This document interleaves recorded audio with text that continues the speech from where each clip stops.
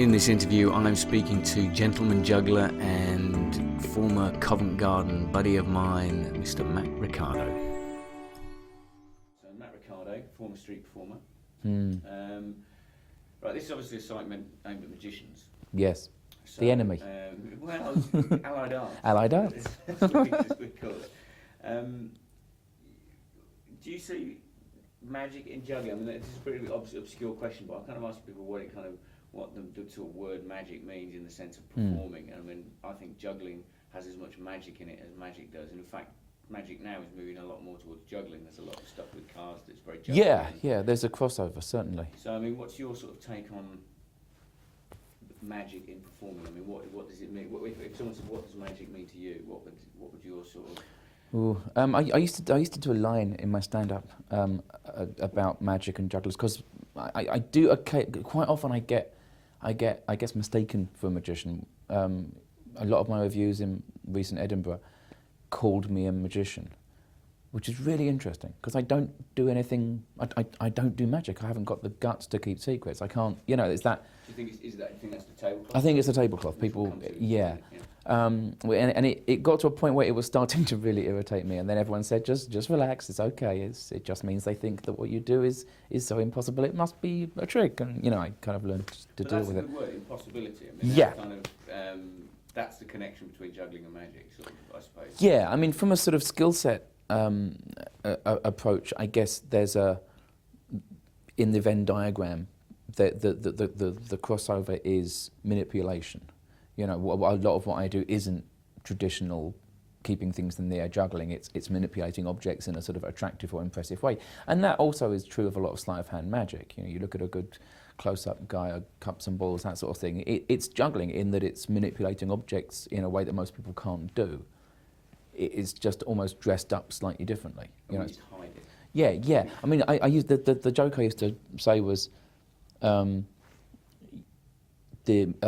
was it? Magicians are liars and jugglers are show-offs. So you shouldn't date either, because they're both insufferable.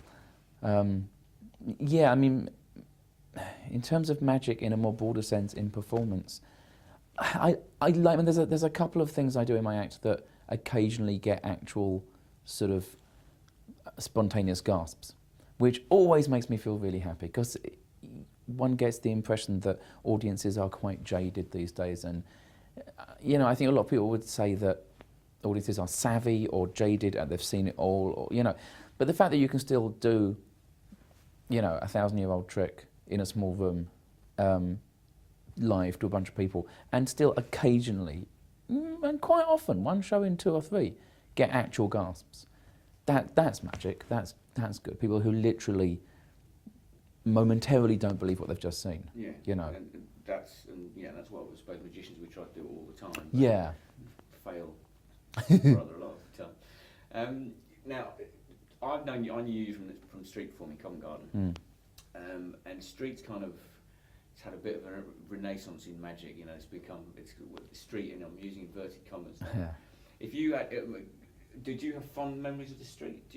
Does the street still? Yeah, generally, yeah, not entirely, not 100%. I love asking street performers this question. Yeah, I mean, the street taught me a lot of what I know and a lot of what I now make a living out of. The street, you know, I arrived on the street, 18-year-old, nervous, shy, unsure of what to do. Pretty much, it was the only thing that I could do was juggle a bit, and the only place I would be able to work would be the street. So it was really like it's here or nothing. And I found my first set of kind of friends, the first social circle that I felt that I fitted into. I made a lot of friends that I still have now, people like you know, that I've had for a long time. Professionally, it teaches things that I think a lot of people don't think are teachable things. I think people often see a good performer on stage and go, he's got this charisma, it's got this X factor, he's amazing, you can't stop watching him on stage. And they think that's a kind of God-given gift, but it's not. Charisma is a learned skill, and you can learn it on the street, and it's the best place to learn it, because when you walk out onto a piazza, you know, the first job you have in the first 10 minutes is to convince people who are not planning to see a show to stop and give you some time out of their lives and watch something meaningless and frivolous. There's absolutely no reason why they would want to do that, except that they look at you and there's something you can exude where they go, this is going to be okay, this is going to be good. And that's a really intangible, learned thing, you know? And do you think anyone can learn that? I think, I think we both know people that have tried and I was failed. going to say, because I'll help you with the answer. I don't think everyone can learn it. I guess I'd like to, the sort of, the woolly liberal in me would like to think that everyone can learn anything, but it's not that easy. Technically, I'm sure anyone can, but there's a million things in between, you know, trying and succeeding in that. There's all these motivating factors and things that get in the way, and, you know. It took me, I mean, I've been doing this 25 years, and it's only in the last 3 or 4 years that I really feel that I've found my thing and found what it is that is me, you know. And that's so being comfortable with yourself. Yeah. Key to charisma, isn't it? Yes, certainly. It's confidence. Certainly, it's confidence.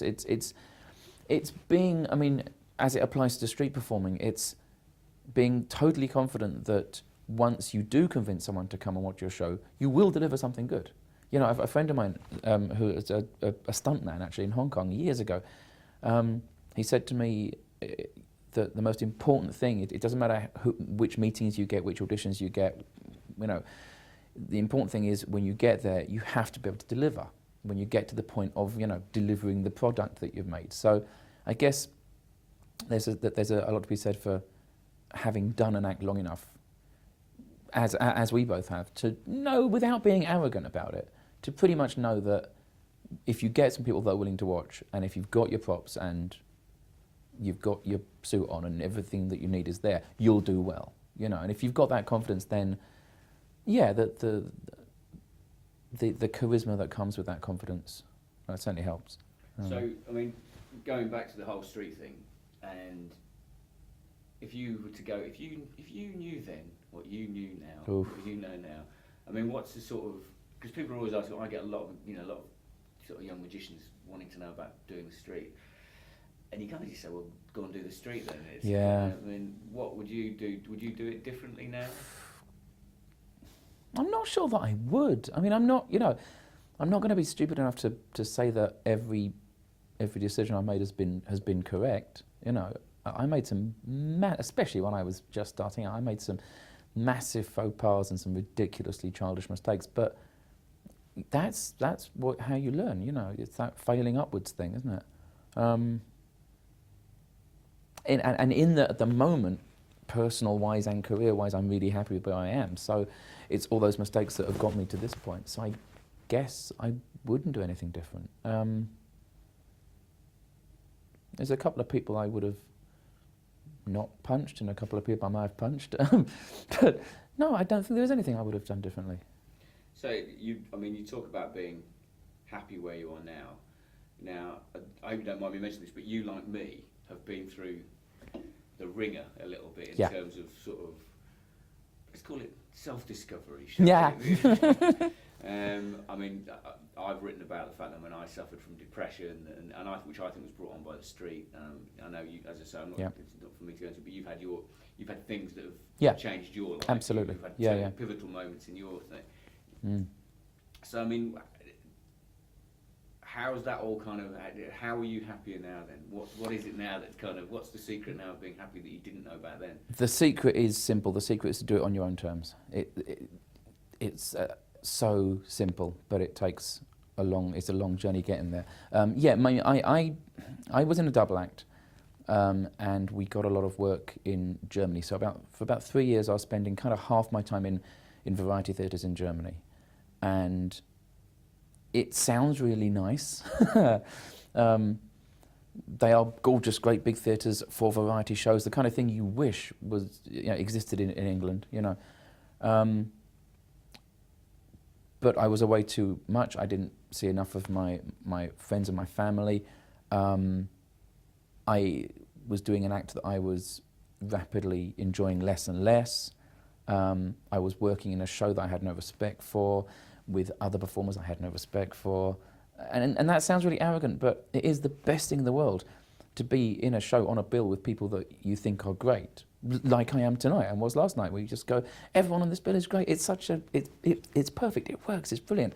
But when you're on a bill with people who are booked with the greatest of respect, because they are cheap and Ukrainian, and the venues are being run by accountants, it's easy to suck the art out of what you do, you know, and you get disillusioned very quickly. And I got more and more depressed, more and more disillusioned with where my career had taken me, and more convinced that it was a dead end, that, you know, the working in European variety was meant to be a kind of one of the peaks of someone that does what I do career. And I'd got there and it was kind of rubbish. And it was during a 2-month gig in Bad Oeynhausen that I had a nervous breakdown and spent a large part of a week staring at the blank wall of my hotel room, shaking and crying, except for the 20 minutes every day I'd go downstairs and do my show, which is really unhealthy. So yeah, I kind of got to that point where everything fell apart and I realised I had to start again, because I'd lost control of what I was doing professionally and therefore personally. I'd made all the wrong choices. I'd missed lots of very important life stuff that had happened back at home when I was in Germany. I just made all the wrong choices. And when you're making wrong choices, often you don't realise that you are. And then suddenly you go, oh, all those choices were the wrong ones, you know. So I came home and I sort of sat around a bit and chatted a lot to my wife about what I do. And I did 2 things. I started a second job. I'm also a photographer, and I'd been a photographer as a hobby for years, and I decided to make it a job. The plan for that would be that it would take up a little bit of my earnings, so therefore I could pick and choose which gigs I did as a performer, based a little bit more on what might be fun rather than what will pay. That's worked. And then I took some time off. I just created some new acts, got a bit more in touch with my art again, with my art form, and did things just because I wanted to do them rather than because they would fit in a certain venue or a certain show. I wrote a one-man show that was partly about that experience. And I just started, making things on my own terms. Someone that I vaguely know, an author called Cory Doctorow, who I recommend you Google, he has a thing where he says, if in doubt, make. And that's it, you know. Nothing counters depression more than creating something. It doesn't matter what it is, if it's a nice photo, or if it's an act, or in my case as a juggler, a move, or a cake. You know, I learned to make a really good gorgonzola sauce for pasta, you know. So making stuff is good. So the photography thing, I find it really interesting, because it's kind of something I'm kind of, you know, as you sit here surrounded by my... Yeah, you got more kit than I have. My paraphernalia. But do you think, and this is not a question I was going to ask, but you talk about the art in what you do, as being a photographer, because a lot of your photography is, you take photographs in performance arenas, don't you? You work a lot at the burlesque clubs, and you take photos. Does taking photos allow you to find the art in what you do more, because you're looking for the art in what you, not what you do, but where you are? It certainly helped. It certainly helped. There's a kind of, often when you look through a lens, it's like a filter. So you can, when you do it, you feel that you're not quite there anymore. Does that make any sense? So yeah, you can see things on a purely aesthetic level, and yeah, the two things help themselves. Shooting, you know, a gig like a burlesque gig, looking at that through a lens lets me appreciate it on the singular level of how it looks and how it feels artistically, which is really nice. But also, being a performer means I know where to point the camera and when to hit the shutter. I can feel, if I'm shooting a performer, I think one of the reasons I'm quite good at that is because I perform myself, so I know where the rhythms are, I know where they're going to be, how they're going to perform. You can just feel it, because, you know, you've done it. So yeah, it's certainly, I think, photography and performing have enhanced each other much more than I thought they would. And do you ever see yourself, if you know, the other thing, you have to give one up, or is it just It's not a question that you're ever going to... No. I mean, it was at one point, it was odd that when I decided to make photography a job, I thought possibly it might, I wouldn't give up performing because I do love it, but it might become the dominant career if I was lucky. But then I was lucky the other way in that in the last couple of years my career has really taken off nicely, which I guess having the two jobs gives me the flexibility to do that. Since my performing is going very well, I can let that happen. If it didn't, then I could, you know, be a photographer. It's interesting you say your career's sort of taken off nicely, and I find that, and you know, we just talked about the sort of that kind of turning point in Germany and the sort of the breakdown. Do you almost kind of think that had to happen for you to sort of make the realisation of actually what it is you do and what you want to do, so you could move forward and get the career you wanted? I don't know if I made sense with that question, but no, I know what you mean. Yeah, I'm not sure it had to happen. I know people. Yeah, having gone through it myself, I occasionally meet people, and you almost long for them to get to that tipping point where all falls to pieces, so they can start again in a slightly different way. So I don't think it had to happen, but I'm kind of bizarrely glad that it did. You know, it's certainly in coming out of that and starting again, I'm in a much better position personally and professionally than I ever have been. And I mean, I know for me, for a fact, you know, that the fact that I'm slightly more depressed than most people some of the time, kind of thing, because that's just in my character. That kind of feeds my performance. I mean, you've seen me perform. I'm quite dour in the way I deliver a lot of stuff. Happy-go-lucky. Happy-go-lucky Pete. So do you still feed on that? Do you still think there's an element of you there that kind of you've kind of turned it into something positive as opposed to completely. I don't know about you, but I've had my fair share of therapy, and if you can learn to step back from it and see what you do and see your destructive behaviour and see how you behave when it's not pleasant and all that stuff, yeah, you can channel it. I mean, there's a couple of points in the act that I'm doing tonight where I let myself rant, and it's not a real rant. In the past, it would have been a real rant, and I would have really cared, and it would have really annoyed me. And so yeah, it's nice to sort of work those problems into comedy.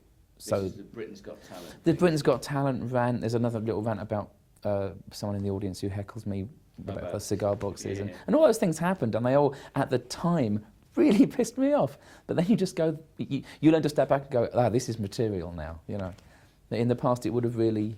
I do a bit in my one-man show about a comment that was left under my YouTube video, and I do a whole thing about what this guy said, and it's all true what the guy said and how I reacted to it, and you know, it's another one of those rant pieces. But in truth, although that is played very much for laughs in my show, in reality, when I saw that, I did cry. You know, it's based in. I'm very thin-skinned. And I saw that, and it just destroyed me for like, and I was in Germany at the time, and for like 10 minutes I was on my bed just staring into space going, oh my God, I'm a failure, this is all awful. And then there was a moment I just stopped and went, wait a minute, this is hilarious, and just wrote it down. And so it's nice to get to that point where you can, you know, subvert that stuff, subvert what would in the past have been much more self-destructive patterns of behaviour. This is sounding more and more like therapy. No, it's good. It's what it's all about. I mean, you know, the site is called Magic State of Mind. There you go. The state of mind that it's at. I've also learned to react better to other people's success. I don't know about you. Yeah, but I mean, I used to have such problems with if there was somebody who was in roughly the same field as me.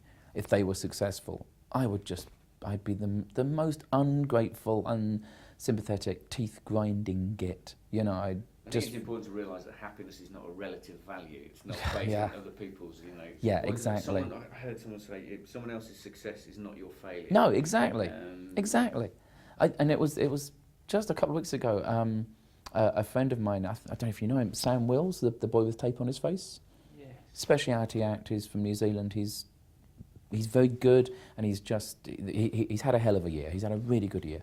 Had a great Edinburgh run, and he tweeted me and said that he'd just got booked for the Royal Variety Show, and I was genuinely really happy. And my wife came home and I said, hey, Sam's doing the World Variety Show. That's so great, isn't it? And my wife was so impressed that I wasn't saying that. Get out, why am I not doing it? Which is how I would have reacted. And there probably was 1% of my brain that was doing that. But when you work in I work in the sort of cabaret variety circuit, it's a small pond. So if one of us makes it out and does a big show, it's good for all of us. So, I'm much more generous than I used to be. So what does it mean to you now to be a performer then? I mean, what's kind of, you're saying you're happy with it, you've been through all this stuff, you're a photographer as well, but what's it mean to be a performer? I mean, when you tell people you're a performer, I used to really struggle with, when people say, what do you do? I used to really struggle with having a succinct answer. Because you say juggler and people think circus, spandex, and that's not what I do. You say, object manipulator, no one knows what that is. I used to have an answer that was a paragraph long to what do you do for a living. It was rubbish, but now I just say comedian and juggler. And what does it mean to me? I really love it. I love it. Does it define who you are, do you think? It defines a part of me. It's not all of me. It's a lot of me. It's given me a lot of things that make up who I am. Like I said, when I first started, I was very shy. I had a very severe stammer. I was socially rubbish. And now I feel that all those things are still in me a little bit, but it's helped me be confident. It's helped me grow up. And I grew up on stage without wishing to, speak in cliches. I started when I was a teenager, and now I'm 42. So, all my adult life I've done this. It's given me groups of friends that I am really grateful for. It's given me some amazing, ridiculous adventures. I often, this is something, again, this is therapy. I often try and have conversations with my teenage self, and I think that's really valuable.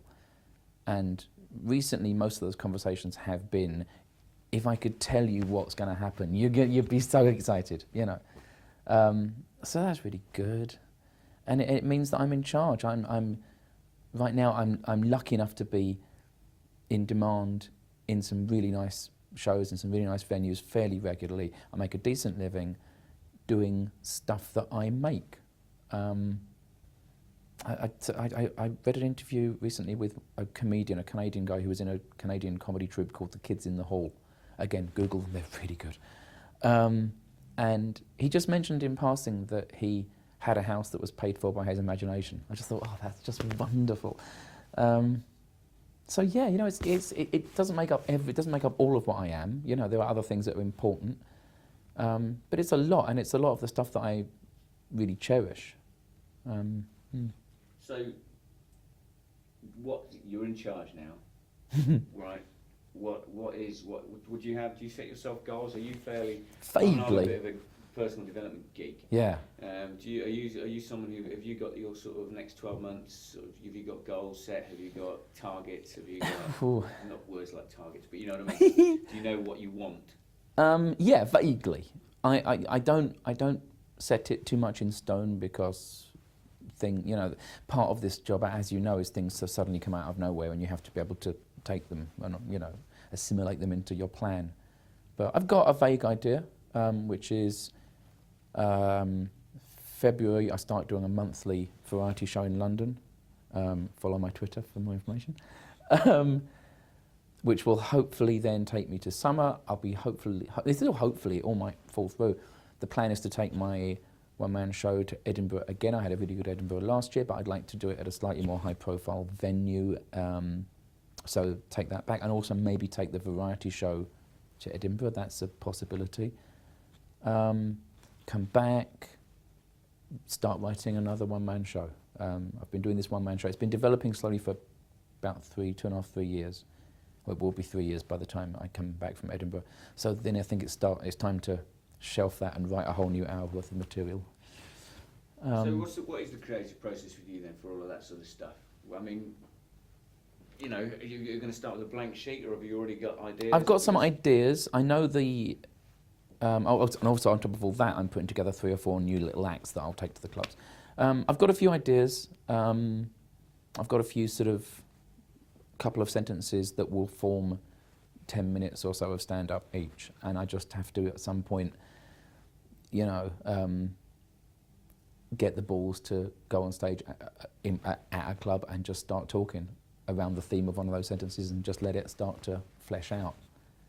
So it's an interesting thing, because I mean, because it's quite disciplined. I mean, we spoke about this yesterday, because we both write.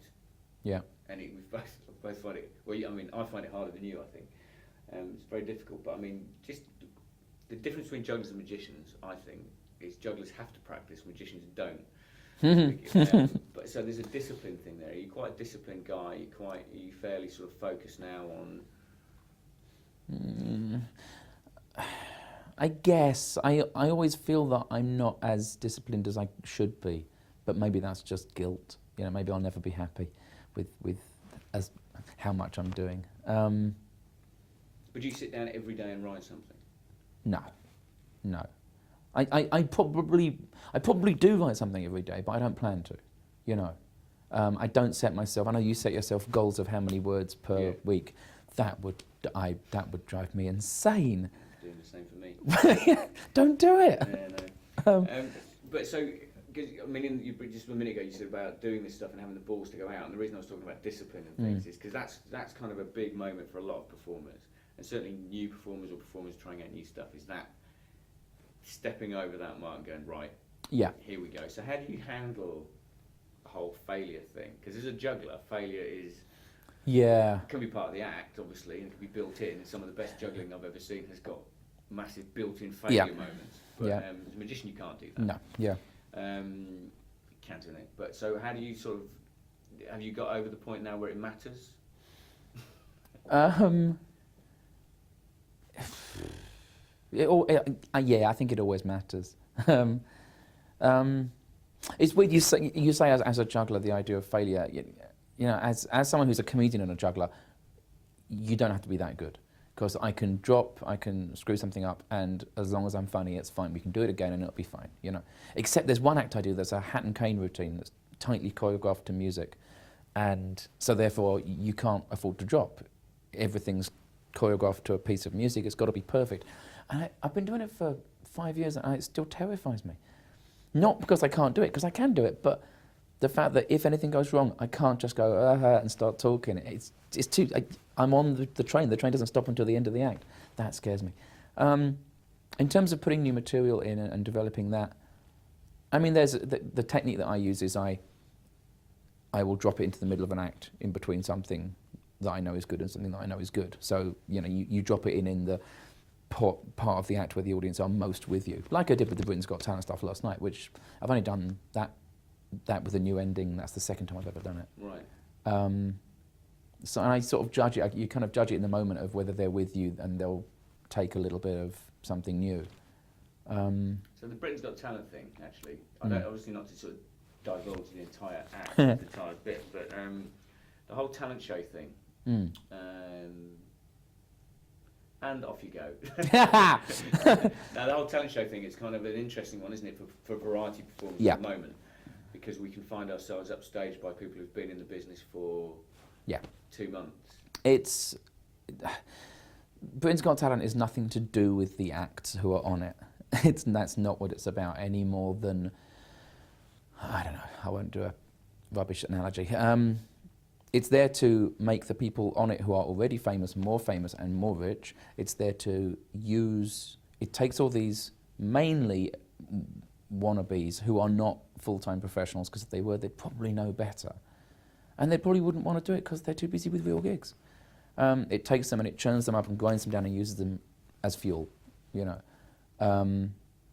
And, you know, there are people who have, there are a few people who have done well out of it.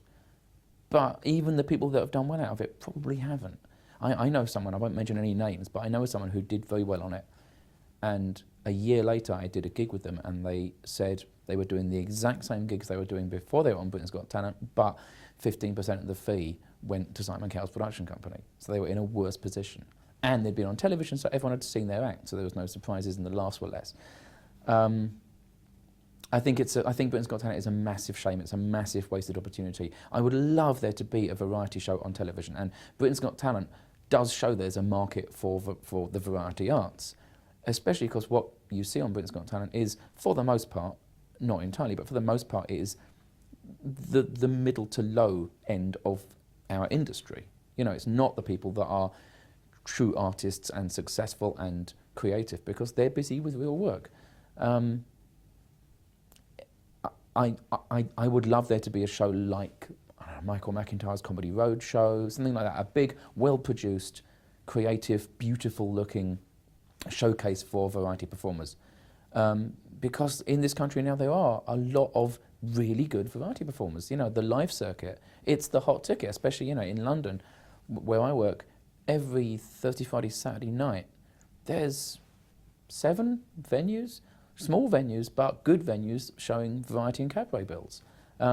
This year at Edinburgh, it was the first time that the Edinburgh Festival Guide had a cabaret section. You know, cabaret and variety is the hot ticket, and I would love to see that reflected on television. But for some reason, no. It's a shame. Yeah.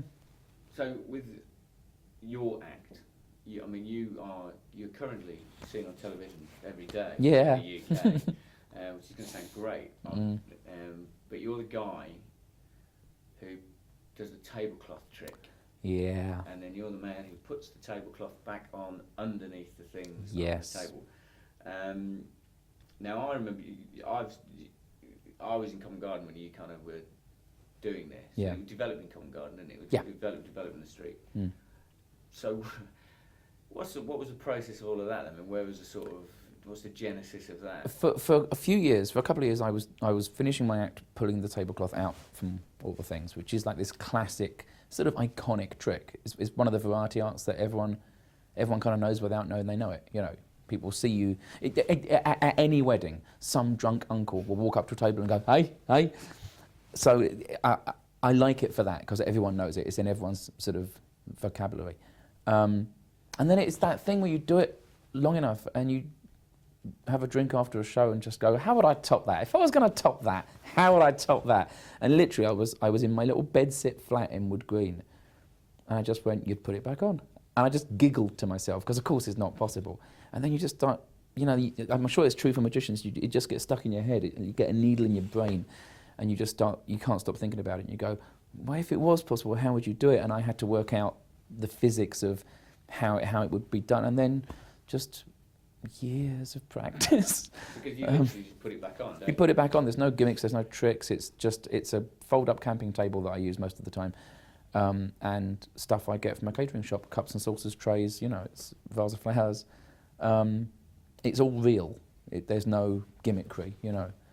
It's not a magic trick, it's a juggling trick, it's a feat of manipulation of objects. But it is funny that we said right at the beginning of this that that's the trick that people will call Yeah. you. Well, this is why you'll be called a magician. Yeah, because totally. It seems to be a magic trick. Every single review in Edinburgh, pretty much except one, said that I was a conjurer or magician, and it drove me insane. And after pretty much every sort of low size gig where the audience can kind of get near the stage, there's always someone that gets on the stage and sort of picks up the cups, hoping to feel the magnetic force, and they look under the table, and it's, if I could cheat, you know, people think you can buy special tables. I would if you could, you know. So it was about a year before getting it to work, and then years and years and years, you know, of getting it to work every single time. Right. That's the hard thing. And it's yours now. It's I'm the only person in the world who can do it, and that's not true. There's 2 other people that have done it. There's both of them I taught it to. There's Masaaki Sakai, who's the guy who played Monkey from the 70s TV show Monkey, who I went to Tokyo and taught. But I don't think he's doing it in the clubs. He's not. He's not working with it. But yeah, I'm kind of. It's a really weird thing when you're known as I kind of am for that one trick. You don't want to put all your eggs in that basket too much, because you don't want to be just that guy who just does that. So I'm kind of working on a lot of other stuff as well, and I make sure that I don't always do that trick, you know. But also, there's something nice about having the one thing that you invented, you know. But I mean, the problem with having the one thing you invented, I mean, you know, they always say, you know, the gap between innovation and imitation is getting. I mean, if someone's going to start doing it, someone else will be doing it soon. Yeah. How are you going to feel about that? I break their fingers. I've always I'm surprised that no one else has done pulling the tablecloth off, because that's such an iconic trick and it's not particularly hard to learn. I've always said that the only reason someone hasn't stolen it is because it involves taking your own table to gigs, and people just can't be bothered to do that. It's too much, you know. It takes a complete idiot like me to go, yeah, no, I'll carry my furniture with me. Someone will steal it at some point, and as long as they do something else with it, you know, don't just take it and do it. That's boring. Be an artist about it. You know, I'm not the first person to pull a tablecloth off, but you take an old trick and you twist it. You do something. You develop it. You evolve it. So I would hope that if anyone, you know, takes that trick, they evolve it in some way. I don't know how, but you know, do something more with it. And if you see it as progress, it's quite palatable then, isn't it? Yeah, totally. Yeah. Take your hat off to people. Absolutely. If someone just steals my act, I'll get legitimately angry. I mean, which happens in magic a lot. You see, there's a lot of straight out thievery in magic. I think less so in juggling. Because it requires hard work, I think. Yeah, maybe, to an yeah. extent, because you do have to have the chops to do it, as it were. Yeah. In magic, not necessarily so. Yeah. But it's an interesting thing. So the show, going to the show, you've got 3 balls and a suit. 3 balls and a new suit. And a new suit. That'll be, when's the next time you can see that? In the Brighton Festival this spring. I'm doing a couple of nights at the Comedia. 2012. Yeah. So I get the 3 balls bit. What's the fascination with suits? Oh. Well, before we go any further, I'm wearing bespoke Savile Row.